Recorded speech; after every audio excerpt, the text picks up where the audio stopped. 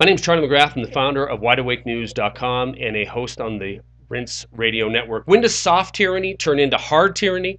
When is the cute and fuzzy government that it wants to shower its people with trinkets in order to control them? When does that turn from a government that is there for you into a government that is about to put their boot heel on your neck? I'm afraid we're about to find out.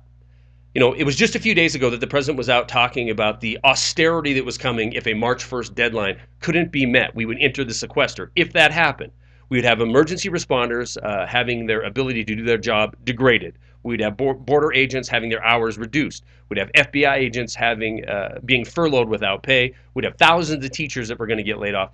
And we'd have parents everywhere scrambling for daycare. But in the midst of all this fear mongering, in the midst of all this convincing you that the only solution is to go further and further into debt, the Department of Homeland Security still has the resources to go out and purchase 2,700 MRAPs. For those of you who don't know what that stands for, it is a mine-resistant, armor-protected vehicle, a tank, basically.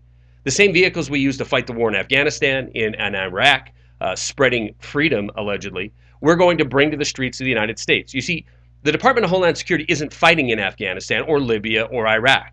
The Department of Homeland Security is here in the United States.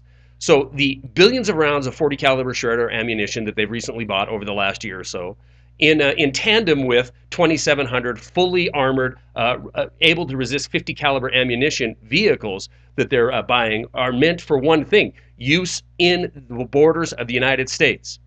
Agencies such as the Department of Homeland Security, Transportation Security Administration, Social Security Administration, NOAA, all these other agencies that are loading up on ammunition, they're not using these in foreign wars. So where on earth are they going to use them? You see, soft tyranny at one point is going to turn into hard tyranny. Who are they going to target in these with the equipment that they've been purchasing? Well, if we look at the targets that they've been purchasing, maybe that'll give us an answer. These are targets called no more hesitation targets. Very lifelike.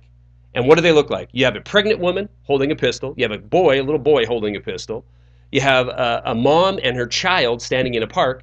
And you have Granny in her bathrobe on the porch at her house pointing a gun. They're made for one reason and one reason only. So by the name gives it away. No more hesitation.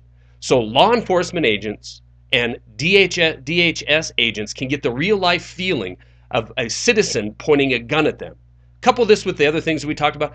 This is when soft tyranny turns into hard tyranny. It isn't a question of if, it's a matter of when.